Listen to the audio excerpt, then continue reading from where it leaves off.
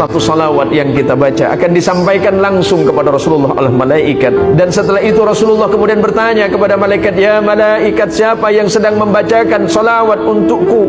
Ya Rasulullah, dia adalah salah satu dari umatmu yang selalu bermaksiat. Ya Rasulullah, sampaikan kepada kekasihku, kita bermaksiat, tapi Rasulullah menyebut kita kekasihnya. Kita ini selalu berdosa kepada Allah dan bermaksiat kepada Allah, tapi ketika kita menyebutkan kalimat Allahumma salli ala Sayyidina Muhammad, disampaikan kepada Rasulullah. Rasulullah kembali memberikan salam kepada kita. Sampaikan kepada mereka, ya malaikat, kalau mereka membaca salawat kepadaku satu, maka niscaya Allah akan membalas 10 kebaikan bagi mereka. Maka janji Rasulullah untuk kita semuanya, orang yang paling berhak duduk bersamaku di yaumil qiyamah adalah orang-orang yang senantiasa lidah dan hatinya berzikir kepada Allah dan membacakan salawat untukku.